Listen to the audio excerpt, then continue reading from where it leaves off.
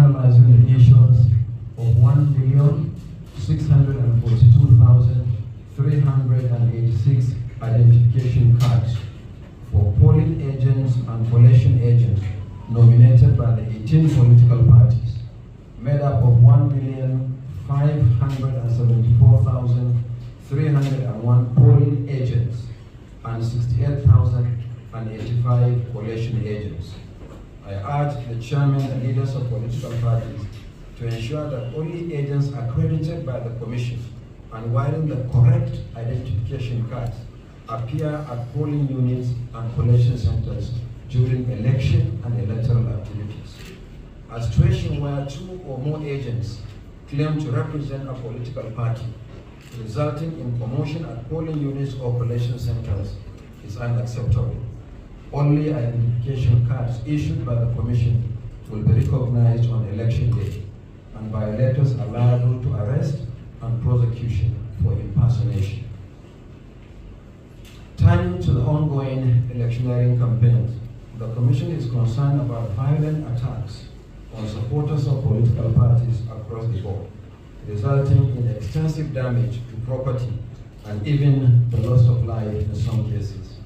Let me once again appeal to chairmen and leaders of political parties to continue to call their candidates and supporters to order. I also call on the security, intelligence, and law enforcement agencies to arrest, investigate, and prosecute anyone involved in violent conduct, including incendiary statements capable of inciting the public and causing a breach of the peace contrary to the provisions of the Electoral Act. Once again, I welcome you to this brief meeting, and I thank you and God bless. Of polling units.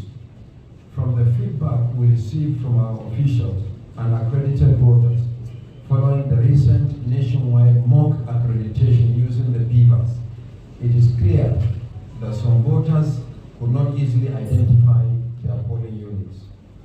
This must not happen on election day. Consequently, the Commission is advising voters to confirm the locations of their polling units through a dedicated portal linked to our website. In addition, all voters who have been assigned to new polling units will receive text messages from the Commission indicating their polling units. We have also compiled the register of such voters, and our state offices will give it wide publicity, especially for those who may not have provided their telephone numbers during voter registration or those whose numbers may have changed. Voters can locate and confirm their polling units before election day by sending a regular text or WhatsApp message to a dedicated telephone number. Details of the simple procedure will be uploaded on our social media platforms shortly. As we are aware, we have less than 2 months, but yet you found time to attend this meeting in spite of the short notice. We thank you for your presence and wish to assure you that this meeting will not be long, so you can resume your campaigns and other activities towards the 2023 general election. We have consistently assured leaders of political parties that the Commission will regularly consult you with a view to bringing you up to date on the preparations for the election. Let me therefore start with the issue of polling units. You may recall that in 2021, with your support and that of other critical stakeholders, the Commission successfully expanded voter access to polling units 25 years after the last limitation exercise in 1996. Consequently, the number of polling units increased from 119,973 to the current figure of 176,846.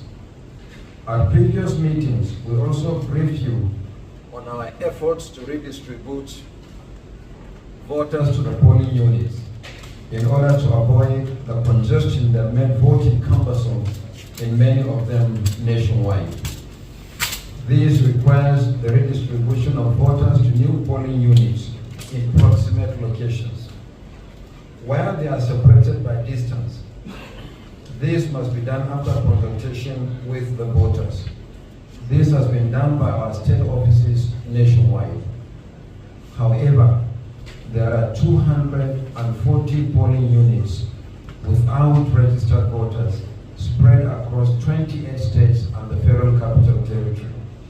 They range from 1 polling unit to 12 polling units in each state and the FCT, except Taraba and Imo states with 34 and 38 polling units respectively. No new registrants choose the polling units and no voters indicated interest to transfer to them during the last continuous voter registration exercise, mainly for security reasons.